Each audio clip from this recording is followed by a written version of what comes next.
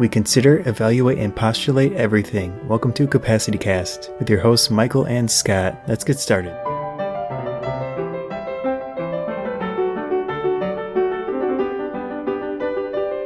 We're talking about digital assistants and smart devices. What are they? What are the benefits? Where are they going? What are some of the drawbacks, especially? Yeah. What drawbacks are they taking us to? Yep. Well, let's start with A few examples. Siri. Have you used it? I've used Siri. Okay. How about the Android version, which is Google Now? I've not used that. Do you use that? I don't. You could use it. We both have Android phones. Yeah, I could definitely use it, but I have my reasons. And then Windows 10, Cortana, which technically they have Windows phones, but they're kind of dead now. So I had Cortana on my Windows 10 PC. Okay. And I disabled it. Okay. So I'm seeing a trend here. Yeah. Smart TVs.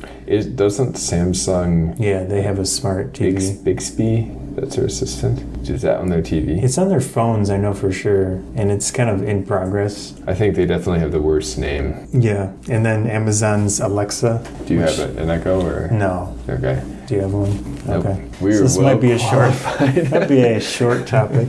Well, I think this is an area where the skeptic's perspective is pretty valuable because I think some of the stuff is cool, but I don't think it's necessary at all. Yeah. So I think it's just as forward-thinking opinion to not use one as it is. I have one use case. What's that? That I would like to do, but we can talk about it later. But okay. Let's go over first the Apple one. Mm-hmm. Have you ever used it? Yeah, I bought an iPhone 4S on launch day. iPhone 4S was the first one to have Siri. Okay. So it was pretty cool that Siri gets some flack for not being as naturally speaking as some of its competitors now, but okay. It was a nice jump, and it did some useful voice command things. Mm-hmm. Calendar. Yeah. Sending texts but the big drawback for me is I just found there were so many situations where I wanted to be quiet, use my phone quietly. Okay. So I think I never really got addicted to it for that reason. Makes sense.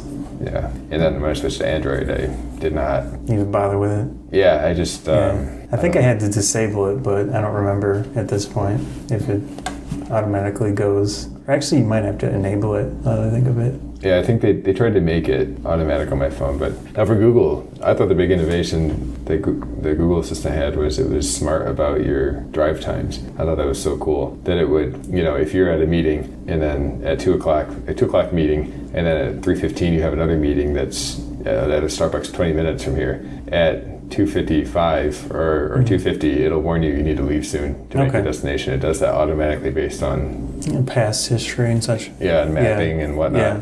That's pretty smart. Yeah, so I could see if I had a day that took me to a lot of different places that would be worth having. So let's go over the general positives, if you can think of any other use cases like that. The one that I have is when you're driving in a car and you want to get somewhere that you don't know where it is, you can generally, as long as you don't, I don't know, it might work with the lock screen, you can just talk to your phone and then, take me to somewhere and somewhere. And I assume, I've never used it, but I've seen people use it. Mm-hmm. And it'll pop up and start speaking the directions to you. Yep, and you can do it with a lock screen. You can configure it that way to pick up your voice. I think it's really neat. And that's a safe, good feature for someone that's driving, that they don't have to go and try to mess with their phone dangerously. Mm-hmm. Illegally. Yeah. Often too.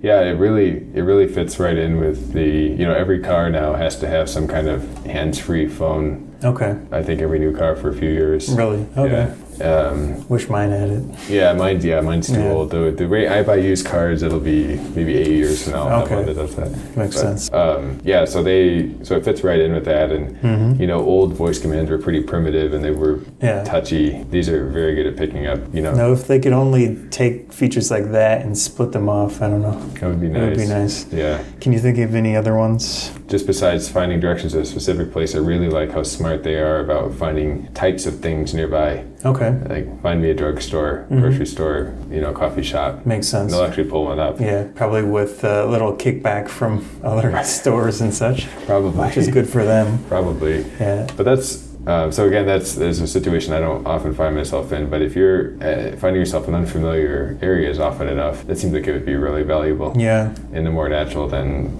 It does seem to work a lot better with phones rather than on PCs, which we can get to. Yeah, I guess that would be the last thing though, is that if you already have things like your calendar and your email synced up with your phone or your PC, just that when it does it right, if it does say the right thing when you need to hear it, that's useful. Yeah. So a little prompt, hey, you need to go to your meeting now or whatever. Yeah, for the Amazon Alexa, which is a thing at your house, you can buy products almost as instantly, or you can have it tell you something, which I mean, the use case of, hey, Alexa, tell me what some type of dinosaur is, which is nice, but you can easily do it on a computer. Yeah. Or you can, I think a lot of people use it with music, which is nice if you want a certain type of song or something. That's where those assistant devices, I think that is a nice use case that either phones or laptops do very well. Being able to control music, just talking into the room like that. Yeah, not really sure if Cortana does anything special, but yeah, I don't know. I disabled it. So. Yeah, so my experience with that was I upgraded to Windows 10 on my home PC, desktop PC, and what I found was that, so there's a command Windows key X to start typing in that little bar next to the start button. Okay. You can type Excel, find Excel. And the idea is that you can type search queries too, like weather, and Cortana will automatically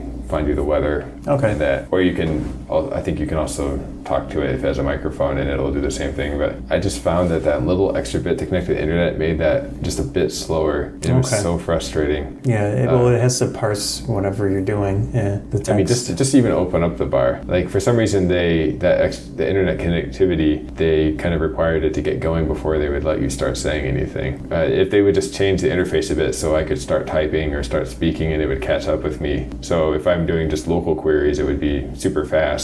Then I think I would have it enabled. It's really just something as simple as that. Like it slows down my computer or how my computer feels. Makes sense.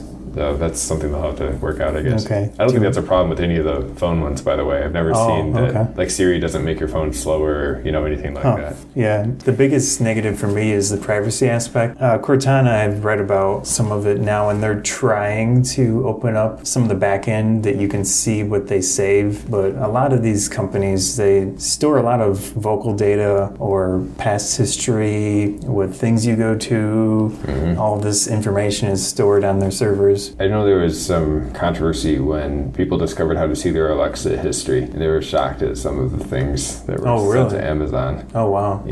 Things they just didn't think were being recorded. Not that it was actively spying on them, it's just that there's a certain window of time. The level of information that it... Yeah. I think there was some type of police case recently about the Alexa that they got some data from Amazon that helped in a case or something. Yeah, so that's good or bad depending on your perspective. But I mean, of course, there's always this thing, I have nothing to worry about because I'm not doing anything, which is valid, but then I don't want them to spy on the principle of it, not trying to hide something. Yeah, there's a principle and then there's unintended consequences. So it's a bit of a separate topic, but this week we've seen just some horrific ransomware, PCs being hacked, and then being hacked by NSA tools that were leaked or whatever.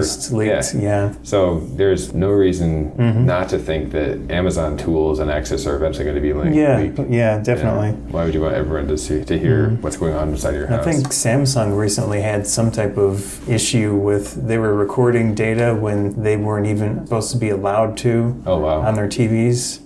Even if you had the thing disabled in the TV, it was still recording. Yeah, that was bad. There was a whole company basically set up to illegally do that as long as they could make money with it until they got shut down. Yeah. So that's one drawback. Yeah, the Google Now takes a lot of information and then it parses it to try to decide what you're going to do in the future, which, that adds a lot of information that people could potentially use to track you or whatever. Certainly Google will use it to help their advertisers sell you the most stuff. I'm trying not to come across too much like an Apple apologist, but I do like that their assistant technology is much more privacy focused than the other ones. Oh, really? Yeah, they were actually lagging behind for a while because unlike Google and Amazon, they were not willing to aggregate everyone's data, raw data to a massive data set. that. So That's good. they try to do as much processing as they can using just your own information. Okay.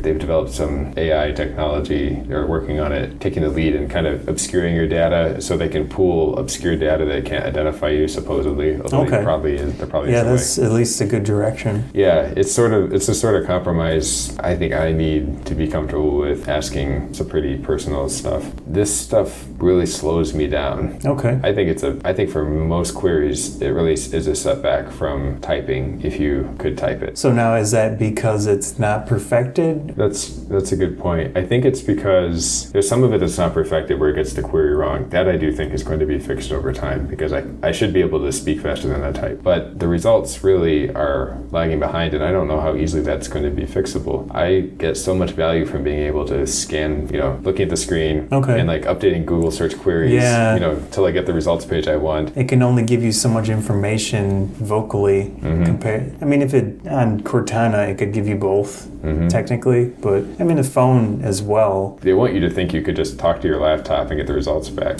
Generally, if I do a search, I might search for something and quickly decide, okay, I need to revise it, and then change the search query slightly, and then I get what I want. It won't be as easy if you're doing it vocally. Right, and that's where, if I look at, I think Siri is the most egregious example of this problem. Siri on the Mac, which arrived last year, is so pointless. I can hardly think why it's there, honestly. You just cannot think of a single reason to use that instead of pulling up a Chrome search or something like that. Cortana is a little bit better because that feature I mentioned, I did disable it, but the idea that you could type and Cortana can give you answers. Okay. So I guess you're using their predictive technology, right? But not the voice stuff. Yeah. That seems like a nice middle option. They also have the thing with handwriting. Yes. Yeah. Oh, that's right, for the Surface.